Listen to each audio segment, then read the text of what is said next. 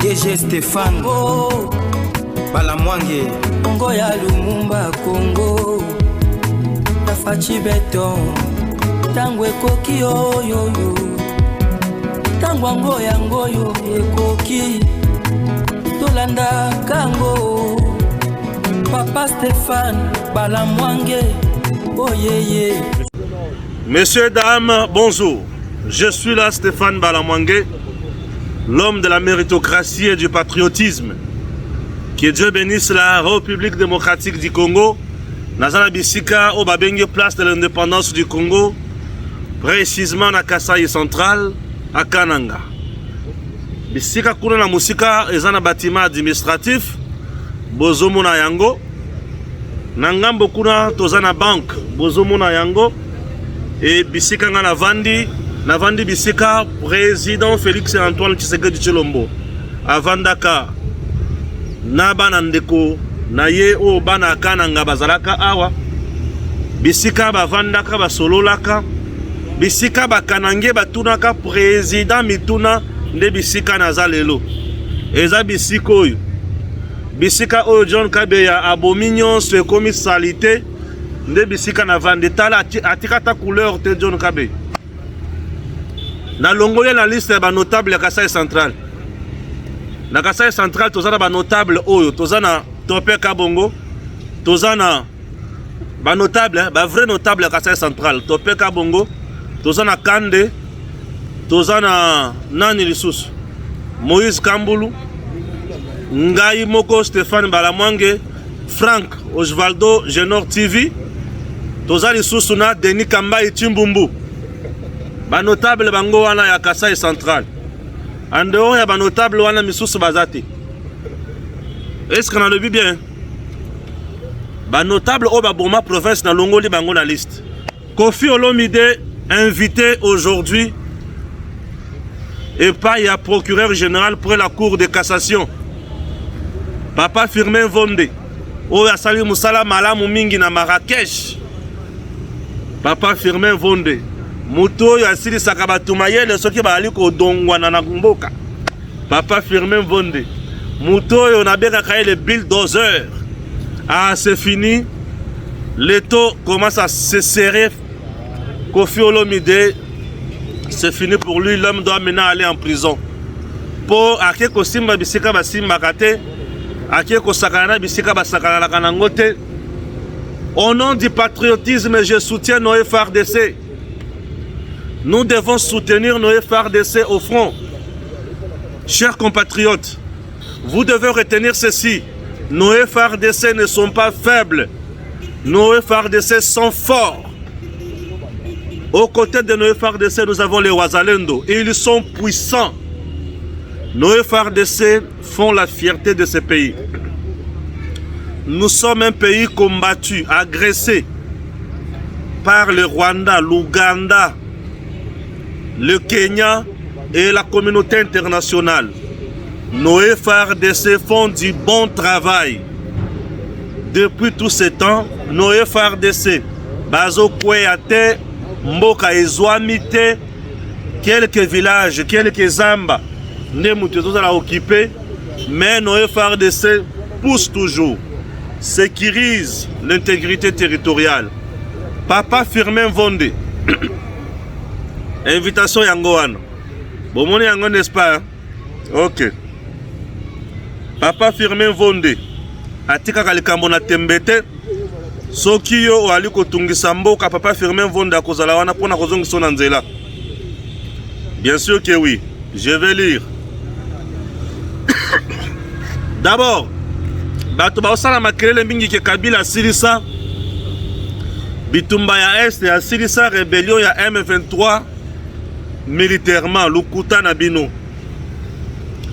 Kabila le sanguinaire a tiré jamais qu'aussi Sabitumba ya Est. Lui-même, il est l'auteur, il y a insécurité dans l'Est. Ça, c'est de 1. De 2, lui-même, il était agent. Oh, ya Kagame pour détruire Congo. A tiré aussi Sabitumba na Est. Je vais en parler. Puisque c'est la première information que je vais lire ici. Je vais en parler. Faux. j'ai couvert le dernier affrontement. Wana Steve Wemby, hein? Steve Wemby, il a couvert le dernier affrontement. Le M23 était vaincu militairement. L'infanterie était menée par le FRDC et la force aérienne de l'ONU. C'est après cette action que Bosco s'est réfugié au Rwanda et autres groupes de rebelles est parti en Ouganda. Wana Steve Wemby, communicateur ya Kingakati, Mutaolo Bake Kabila Silisa Bitumba na Est, ya M23, na nini, na Mandoki, Zela Steve Wemby. Maintenant, Ndeko Mususu pe aya bakisi alobi na yeboye. Le mensonge selon lequel Kabila avait vaincu militairement le M23 doit cesser. Oui, ça doit cesser. Ça doit cesser. Nous n'avons jamais vaincu militairement la rébellion soutenue par le Rwanda. Face au CNDP, nous avions signé des accords entraînant le retrait du soutien rwandais aux rebelles, d'où notre victoire. Face au M23 en 2013, la même chose s'est répétée. Il faut juste noter qu'aucune rébellion en RDC ne peut faire face à notre armée sans soutien extérieur. Mais venir mentir sur des supposées victoires militaires qui étaient en réalité des victoires négociées ne nous apporte rien. Il faut certes noter qu'aujourd'hui, nous ne gérons pas ces dossiers du M23 mieux que Kabila. Qu'est-ce qu'il dit? Kabila n'a jamais géré convenablement les dossiers M23. Je vais en parler et analyser pour na pesa bino beaucoup pe mama na bozindo ya makambo. N'est-ce pas? Oui. Na lungwe wana.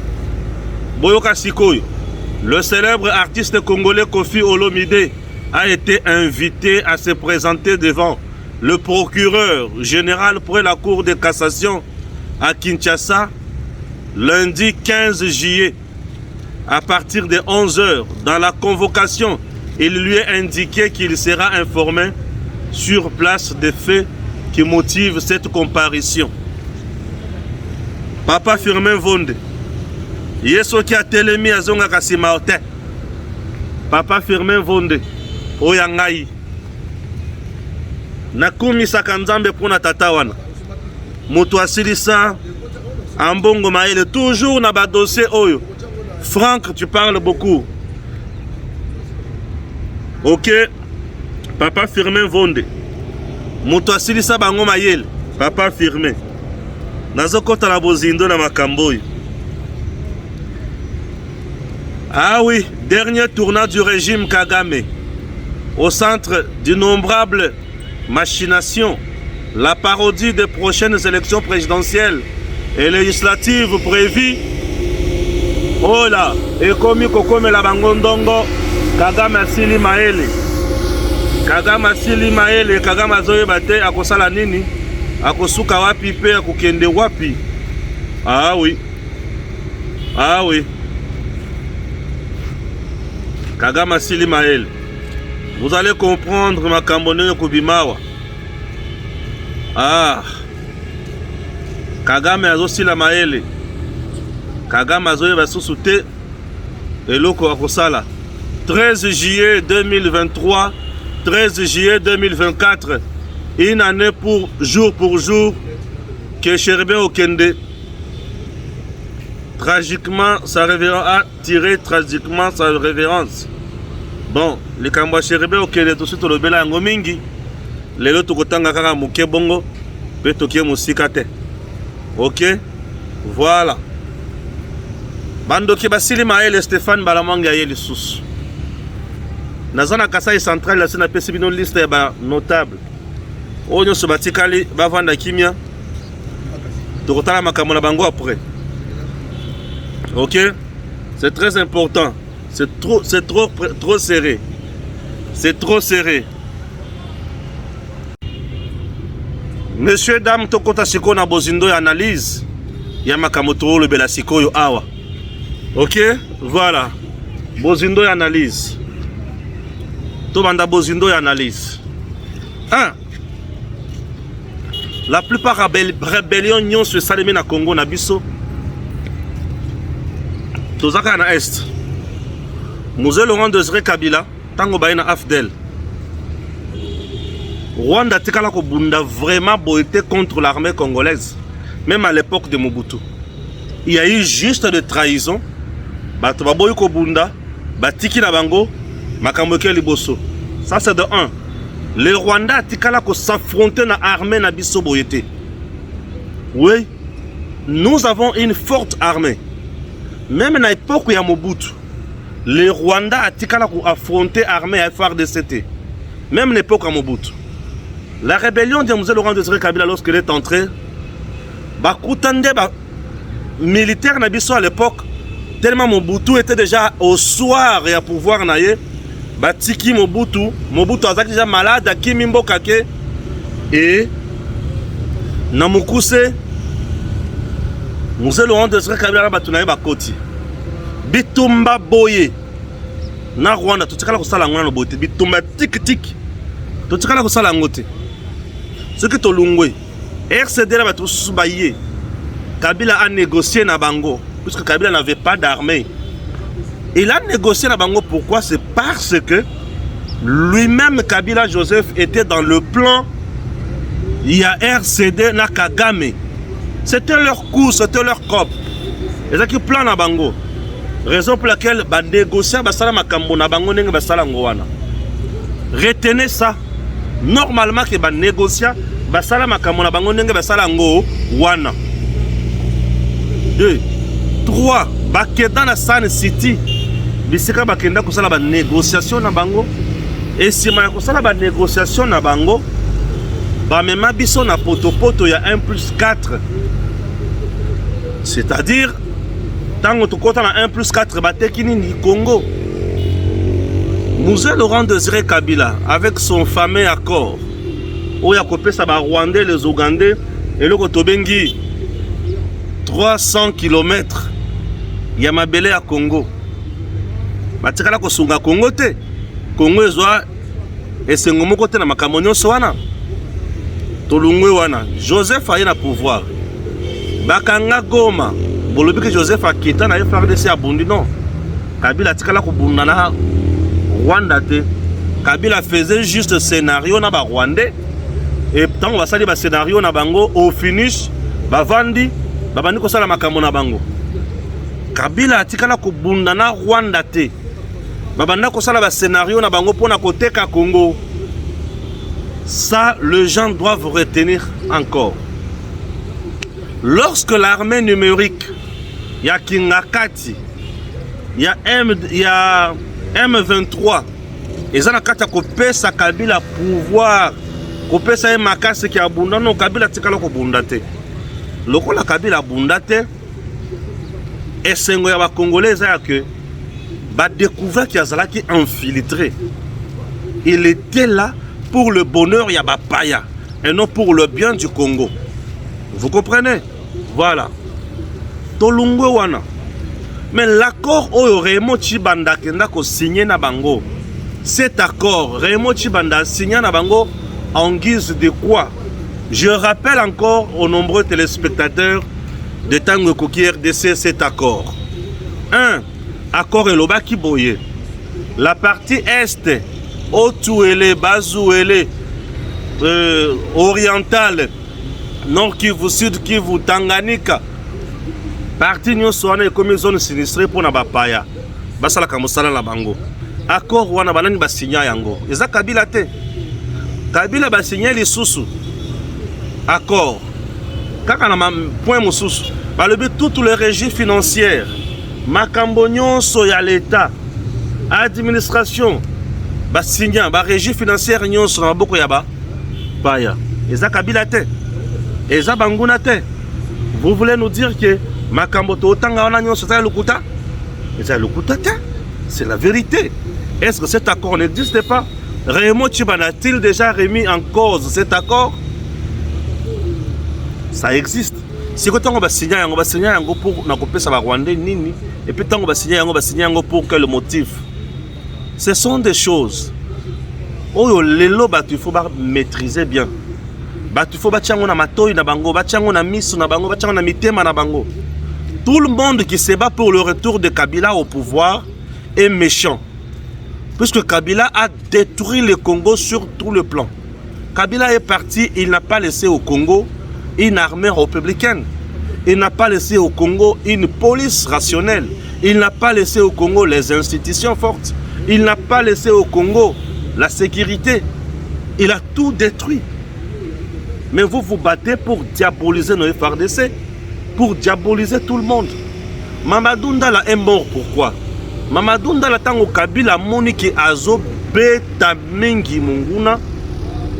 Mamadou Ndala lobi motoyo ndenga zo beta. Ako reverser kuna biso, ako reverser makamonyonso. Mamadou Ndala tenga telemi alobi ngai faut kaka na kota ti Rwanda. Kabila ebisi soki okoti Rwanda yeba ki okosigner mort na yo. Kabila tango tozana ye. Toutes les grandes décisions de ce pays se prenaient au Rwanda. Les grandes décisions de ce pays se prenaient au Rwanda. Qui ne sait pas? Les grandes décisions de ce pays se prenaient au Rwanda. Vous savez comment Samba Kaputu est mort? Je vous donne l'information. Samba Kaputu est mort pourquoi? Souvent Samba Kaputu allait en Angola retirer l'argent et ramener ça au Rwanda. Un jour Samba Kaputu dans le salon face à Kagame. Il dit Kabila est déjà au soir de son mandat. Est-ce que vous ne pouvez pas aussi me soutenir? Kagame a enregistré Samba Kaputu et a benga Sikoyo Kabila. Non, il ne s'agit pas de Samba Kaputu plutôt. Il s'agit de... c'est qui l'homme ici, l'homme du Katanga. Ce n'est pas Samba Kaputu. Katumba Mwake. Il s'agit de Katumba Mwake. Kagame alakisa Kabila makambo oyo Katumba Mwake a proposé. Et Kabila tiwa Katumba Mwake où c'est au niveau ya salon même ya nani ya Kagame na Rwanda. Bien sûr, bien sûr. Et au-delà de ça, makambo sikoyo yo ko sala ndenge nini? Basali scénario bango na matata na Marcelin Chichambo. Soit disant que Katumba Mwake a kufa na crash ya avion. Kaka donc avion il crash, mutu moko akufi Katumba Mwake. Et le reste bango babika. Bato masumu babiki mutu akufi. Mutu ayiba mbongo abukanga lonzo abiki. Nzamba kuko yokela mutu ayiba mbongo ya bukanga lonzo mao. Mutu abela ka poison baki de soigner kana poto. Akepe poto te me abiki. Ce qui ba bengise kana justice ya bela kakaka. Papa Dieu donné comme l'État. Et donc ça la passe pe mawa pour na mutu ya bela ka sotaka yo bengisi. Makamba somo le Salomon yewana. Justice est incompétente pour nous. C'est la honte parfois dans notre pays. Lorsque les gens qui complotent contre la RDC, les gens qui sont de mèche avec Munguna, bas service de renseignement militaire, bah mis ses cartes sur table, mais la justice vient et dit que tous les moyens que ça a été. Ceux qui ont besoin de moyens que ça a été pour comme les autres depuis des sénateurs, oui, moyens que ça a été Zakaka. Puisque le procureur général pour la Cour de cassation, moi je trouve que ce n'est pas fini. Papa filmé oh, yaka papa. Bengala biso Salomon Kalonda. Namukuse le film est connu. Je sais que le plan de l'ennemi vise yako la kisabiso ke ndenge zawana. Nous ne valons absolument rien. Munguna il faut ça la oya lingité, Munguna ko ça la oya lingité. Kabila ne sera plus président de ce pays. Kabila ne sera plus président de ce pays. Ça vous devez oublier. Vous devez oublier, totalement oublier. Nous sommes en RDC. Le Congo a besoin de nous. Le Congo veut voir Makambo Kende Liboso et Kende Musika. Le Congo n'a plus besoin de tout besoin de non. Congo aux Congolais. Bien sûr. Oh, nous sommes à Congolais avant dans la Congo. Tout bien, on a un Congolais avant dans la Congo. Mais oh ayebi kasa monguna atika la biso de skimia. L'armée rwandaise transformée en M23 tous les jours ici, comme na bango na Congo, c'est l'exploitation de nos minéraux. Bisope lokola bango bazo exploiter minéraux na biso to kotika bango kimia te. Lokola bango bazo exploiter minéraux na biso. Tozotala bango. Tola kisa bango ke tokosilisa bino mael. La Belgique joue l'hypocrisie. La Belgique. Belgique non, joue à l'hypocrisie. Oui, la Belgique joue à l'hypocrisie. Voilà. Là, nous sommes toujours avec vous. Ah, Somo. Ok? Somo. Notre pays, toujours dans makambo oyo, batifo bayeba. Ce Congo, ezambo kamuneni. Ce qui biso tozo tchelango maele te. Bon, crise à l'île de pes makambo wana na kolobango susute. Ok? Makambo crise à l'île de pes etalinga nikolonyo sauté. J'ajoute d'abord la deuxième information avant la kota mama procès na ndenge babengisi Koffi Olomide. Procès du coup d'état manqué. Les chauffeurs et convoyeurs du bus ayant transporté les assaillants interrogés. Balobinine, on va en parler. RDC, argent retiré par le président intérimaire Sangouma et sa questure Nathalie. José Makila ne mâche pas ses mots. Laissez le bureau provisoire tranquille. Il ne nous doit rien. Le président intérimaire Sangouma et notre maman Nathalie doivent nous payer notre argent. C'est un droit. Il faut être sorcier pour détourner l'argent de ton collègue qui a été voté comme toi, a-t-il dit. Un monsieur qui a volé comme toi là, je ne sais pas ce que tu vas nous dire encore.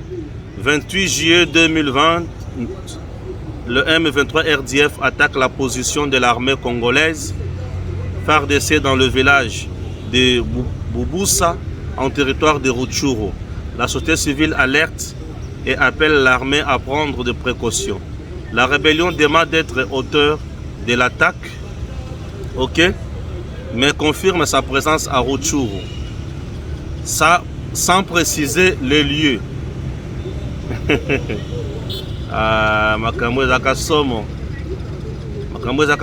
Alors, je continue bien sûr, je vais faire une longue lecture, vous allez comprendre.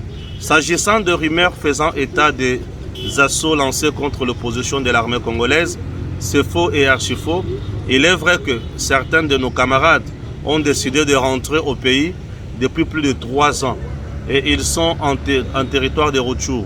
Mais ils sont dans une position inoffensive face à la population et à l'armée. Cette fausse information a été créée par le service de renseignement de l'armée congolaise. C'est ce même service qui a fait arriver cette fausse nouvelle au ministre national de la Défense et de la Sécurité. Mais la société civile qui maîtrise bien cette zone ne croit pas à ce démenti. Elle alerte à nouveau appelant Kinshasa à investir dans l'urgence pour éviter que des villages tombent sous M23. Ok? C'est très important. Très important.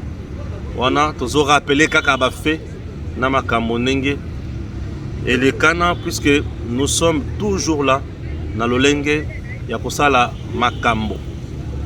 Ah oui, le Congo toujours en avant et Banguna Bakosi la Maël. Banguna Bakosi la Maël, puisque là c'est de trop. Kasaï central, le gouverneur Joseph Moïse Kamboulou mobilise la population pour la construction de la route Kananga-Kalamambouj. Oui, le gouverneur Moïse Kamboulou fait mieux et il mobilise toujours. Ah oui.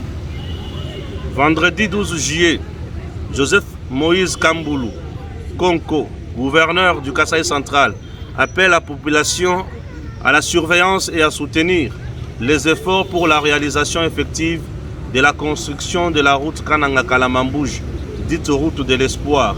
En réaction à l'appel du gouverneur, de province et au nom des autorités traditionnelles du Kasaï central, le chef Luandanda a affirmé que ses pairs et lui sont derrière les efforts du président de la République Félix Tshisekedi en prévenant à toute personne qui s'hasarderait à saboter les dits travaux. Seuls les ancêtres s'occuperont de son cas. Voilà. Nous sommes là. Et puis, tika makambo na simate, tokokoba kaka pona kolakisa bino yango, et vous allez comprendre que mboka na biso ezokende wapi. Crise à l'UDPS, bon, on attend en kaka. L'exécutif du parti renouvelle sa confiance à Augustin Kabouya. Voici les résolutions Oyo Bazui. 1. Malobinine, la légitimité de l'honorable secrétaire général Augustin Kabouya tiré du Congrès, organe suprême du parti, ne peut nullement être remise en cause par quelques cadres frustrés. L'honorable Augustin Kabouya va poursuivre sans désemparer la mise en application des résolutions issues du Congrès de Nganda Yala, lequel les résolutions balobi na bango makambo ebele batangi pe yango awa naza na temps ko tshaba vidéo na bango te, puisque ce n'est pas ça mon problème. Le chef de la police kenyane Jephté Kon démissionne après des semaines de manifestations au cours desquelles des forces de sécurité sont accusées d'avoir abattu des manifestants non armés. Le président William Ruto nomme son adjoint Douglas. Oui, ils aiment bien faire ça. Migration abandonnée. Ah oui, Paul Kagame abandonné, bien sûr. Le respect de votre vie privée. Merci beaucoup. L'accord que nous avons signé ne stipulait pas que nous devrions rendre l'argent, a expliqué le porte-parole adjoint du gouvernement rwandais à propos du deal migratoire passé entre Londres et Kigali, mais abandonné par le nouvel exécutif britannique.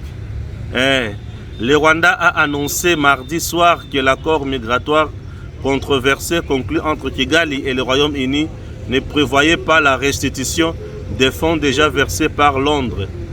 Au surlendemain de la victoire des travaillistes aux législatives, il faut pas que Sambongo abattu. Kagame doit rembourser l'argent de truc.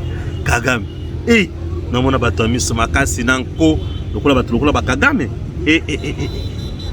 Mbongo abattu mais songi sati. Et bébélier. Mbongo abattu Kagame moya songi sango. Azoko kalisusuti et bébélier. Et bébélier ko. Mbongo abattu et bébélier. Ah Kagame Sili Mayele. Kagame Sili Mayele, Kagame Sili Mayele, Kagame Sili Mayele. Kagame Sili Mayele. Bon, mon pays. Tout le bela siko yoko fiolo mide. Batu balingi koloba mingi, hein? Batu balingi koloba mingi. Batu balingi koloba mingi. Papa Firmin Vonde. Ah, d'abord, azalaki na Marrakech. Akendaki ko représenter Congo na ba parquet nyonso ya République ya continent na Marrakech na niveau kuna ya Maroc. Il a été formidable et il a fait mieux pour le Congo. Il a bien représenté le Congo. Ba bengisi Koffi Olomide aya et puis akoyeba motif ya kamo ba bengisi lié sur place. Est-ce que basali mabeto basali mala? OK, c'est très important. Vous devez retenir ceci. Nous sommes dans un pays, dans une république. Et chaque république a des lois. Nous avons une constitution que nous appelons la loi fondamentale. À côté de cette constitution, il y a aussi des lois. Il y a des lois organiques. N'est-ce pas? Dans un pays, au-delà de tout, c'est la société déjà. Rentrons dans le contrat social avec Jean-Jacques Rousseau. La société déjà. Une société, eza eloko, un endroit où mutunyo sokobanda kosala oyo alingi te. Soki mutozo sala oyo alingi dans une société, c'est une société sans loi, sans principe, eza jungle. Alors, la société moderne, lelo, oyo tosala la contrat social esengi mibeko ezala moto nyonso azala na esika na ye ndenge tozalaka boye bato bakalisaka non liberté de pensée, liberté d'opinion, c'est bien. L'autre loi constitutionnelle, loi fondamentale, que nous appelons la Constitution, a plusieurs parties. Dans cette Constitution, il y a la partie où on trouve Makamoto Bengi, droits fondamentaux. Dans les droits fondamentaux, nous avons des libertés. Nous avons les droits et les obligations. Les droits veut dire oh yongai ne funa sala.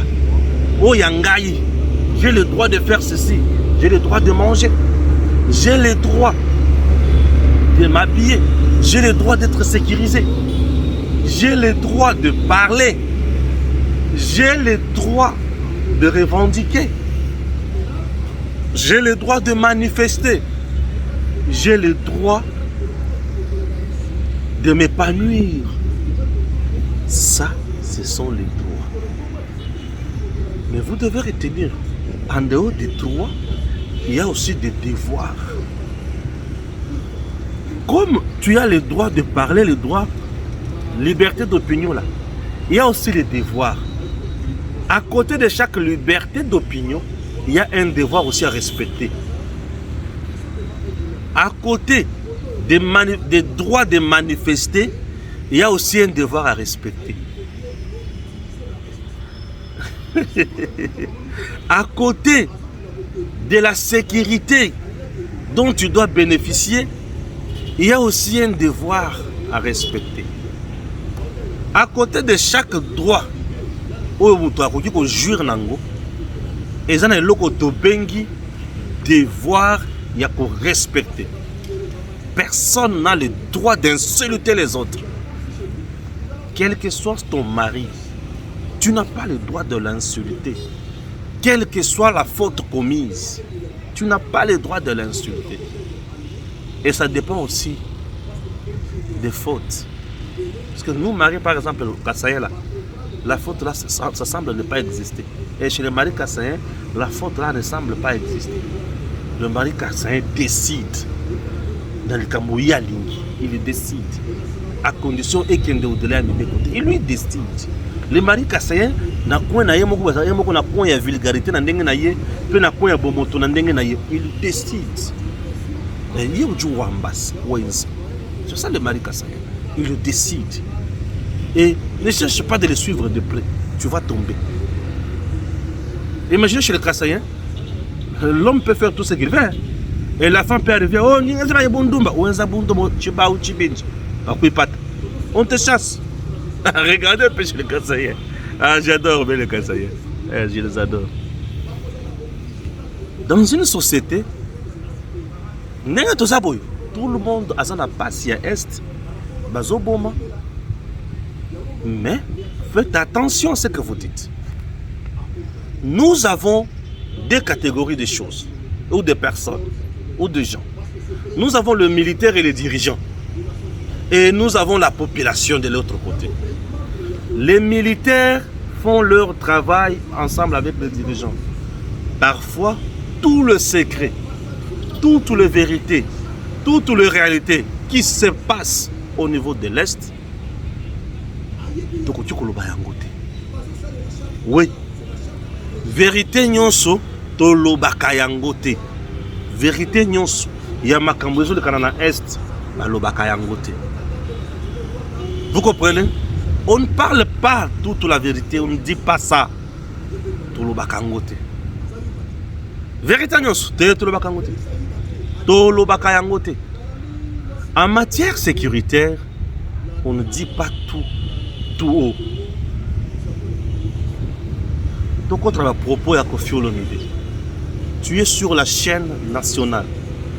Tu es un ambassadeur. Tu es porteur d'une médaille. Ok? Tu es leader d'opinion.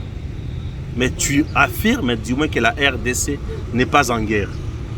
Ah bon? Le Congo n'est pas en guerre? Tout ce que Tshisekedi dit que nous sommes agressés, c'est faux. Le Congo n'est pas en guerre. Tout ce que le gouvernement dit, c'est faux. Le Congo n'est pas en guerre. Ah, ce que Pamba, là, c'est la réaction des militaires au front. Ah, donc tout ça peut être sur Pamba. Bon, nous sommes en quoi alors? Kofi veut dire que tout ce qui se passe à l'Est, est un copie du président Tshisekedi na président Kagame, bazo bomisa ba Congolais. À qui plus loin bazo beta biso pamba pamba. Ah, ce n'est pas reconnaître les bravoures il y a FARDC na biso. Ce n'est pas reconnaître bravoure il y a Wazalendo. Ce n'est pas reconnaître la force Nabiso. Ah bon? C'est comme ça? C'est comme ça. Ce n'est pas reconnaître la force à Batonio Soa. Mais qu'est-ce qu'il faut? Qu'est-ce qu'il faut? Ça demande l'intelligence. Ça demande la sagesse. Ça demande la compréhension. Et ça demande Maël Mingi. Okolobanini. Makambo Kofi Alobi ekoki ko créer soulèvement na kati ya ba FARDC. Nos FARDC peuvent se rebeller contre le pays. Sans le savoir. Makambo Kofi Alobi ekoki ko créer zizani na kati ya population. Na Est. Ah, donc bazo boma biso boye. Po Tshisekedi ayebi makambo nyonso bazo sala na Kagame. Ah, moto yo population ekoki ko se révolter. Donc, on peut aller plus loin pour dire que Kofi Olomide a été recruté par M23. Yango wana ba vérité a bimisi ya mutindo wana pona kobebisa mitu ya ba Congolais. Makambo Kofi Alobi, c'est tous les jours ici. M23 solo bango. C'est le même discours na ba Paul Kagame. C'est le même discours. C'est le même discours na bango na ebele. C'est le même discours. Et la justice doit s'inviter. Vous savez, l'olenge Kofi Akiwanande l'olenge ambongo akomaki. Mais tango sikoyo, procureur, parquet général pour la cour de cassation et bengi saye, alenga et lelo ambongo akanga monoko sui bêtise ya mususu ya mutindo wana réalité. Bêtise mususu ya mutindo wana réalité. Ouais. Bêtise ya mutindo wana lisusu réalité. Biloko wana bato lelo ba kokate. Bato ba comprendre te. Vous voulez qu'on vous dise quoi? Vous pensez que Kofi Olomide c'est un citoyen exceptionnel qu'on ne peut pas interpeller dans ce pays? Tout le monde est interpellable. Tout le monde. Ouais. Tout le monde est arrêtable. Si le président de la République peut être arrêté, combien de plus fortes raisons qu'un Kofi Olomide? Président de la République, c'est un juge. Ce qui a sali mbeba bakobengi c'est une cour constitutionnelle. N'est-ce pas? Nani bakoki prangate, des ministres, deux premiers ministres, tout le monde est arrêtable. Mais bien que fait ça comme ça, tout tika makambo ko vilipender justice. Justice est moni que le Cameroun les amabe. Ba konzi mboka ba service de renseignement ba moni le Cameroun les amabe à lobby wana. Par rapport à la réalité doit traverser. Ba tika ye kimia pour aller Kofi Olomide. Pour koyembe de biso kata kuruma. Non. Akoyemba kata kuruma to kundima yango. Mais ayana no liboso ya mibeko a expliqué kana no intention. L'élément intentionnel fait partie de l'élément il y a infraction. L'intention est la kini. Parmi les éléments constitutifs d'une infraction, nous avons l'élément intentionnel. Son intention est visée quoi? Soulever le peuple, soulever les FARDC, les amener à un coup d'État, donner quoi? raison aux impérialistes qui nous combattent ou faire quoi? Kofi Olomide mérite une interpellation. Qu'il aille là-bas. Balobi ki ba koyebi saye makambo sali kuna. Agoyeba mbeba oya sali kuna. La justice, lorsqu'elle interpelle, ce n'est pas pour arrêter seulement. Elle peut aussi interpeller pour question d'enquête. Ayoka likambo ya mutu wana, intention na ezalaki nini? Sima koyoka ba intention na ye atala. Ala kisaye mibeko. Pe bala simata musu se répéter te. Batokola ba kofi baza batongo moko ba koki peut-être pourquoi man ba double face on ne sait jamais. Munguna tous les jours ici est en train de jouer dans makambo belé. Munguna tous les jours ici il joue dans makambo belé. Munguna peut nous surprendre. Le Congo peut être déjà infiltré dans un niveau où il y a des Mutuana Vandiwana, Makambotua, le Babino Bokanse qui a le normal, nous avons bango pour Aïbike, Makamona, le Bao, nous avons dérouté déjà battu. Tant que nous sommes là, j'ai un moment mais il y a des Otika Mawana, Pouye, où il y a besoin de maîtrise. J'aime comme ça. Otika Mawana, Pouye, où il y a besoin de maîtrise. Munguna, Aza Munguna, Nathan, où tout ça. Maloba nyonso ya mabe oyo ekoki kopesa biso pito pale moko boye il faut totelemela yango tolakisa bato ke makambo oyo eza yango te. Le Congo a besoin de nous, le Congo a besoin de tout le monde. La justice n'arrête pas pour tuer, la justice arrête pour rééduquer et ça fait du bien, non? Ça fait du bien. Nous serons toujours là pour vous informer, analyser l'actualité au quotidien. C'était un samedi. Moi je suis toujours au Kasaï Central, à Kananga précisément. Na osala musala langa. Na komanda ko lakisa bino kama makambo ngezola. Rendez-vous na makambo na lakisa bino Patrice Félix à la Kasaï Central. Makambo ya bien ezali. Na lakisa bino yango. Vous allez voir ça et puis vous serez émerveillés. OK? Merci beaucoup. Nous continuons notre travail. C'est très bien. Vendredi 28 juin 2024. Centre pilote Laurent-Désiré Kabila à Kassisi. Les moissonneuses-batteuses tournent en plein régime. Nous sommes en pleine période de récolte. Une fois à l'arrêt, les bâtisseurs prennent la relève. C'est le glanage. L'opération mobilise toutes les mains, surtout celles de nouveaux pensionnaires du Centre de formation et d'encadrement Félix-Antoine Tshisekedi.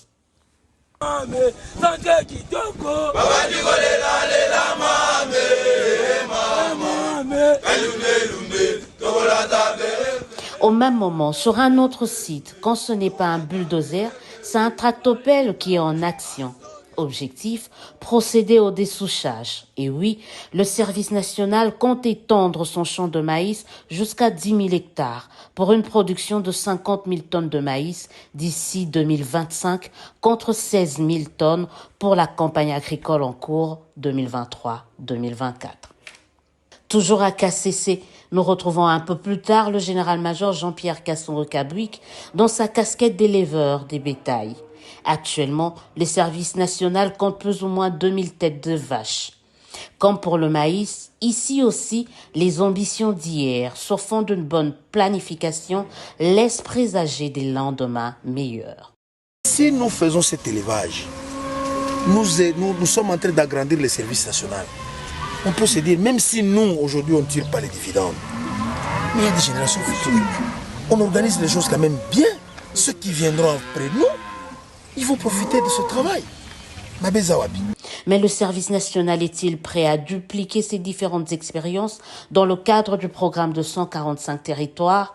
Oui, répond son commandant, mais tout dépend du gouvernement, précise-t-il. Si le gouvernement décide d'intégrer le service national, comme peut-être une unité de mise en œuvre pour atteindre tel ou tel objectif, dans l'armée on dit mission égale moyen. On vous donne les missions, on vous donne les moyens, vous intégrez. Nous avons le personnel, nous sommes prêts à travailler pour cela.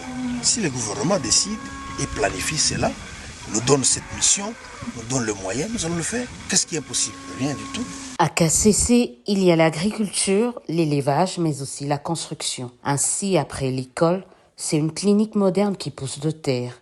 Une façon pour le service national de s'assurer de la qualité de soins de santé, non seulement des bâtisseurs, mais aussi des populations habitant les environs de cette partie de la République démocratique du Congo.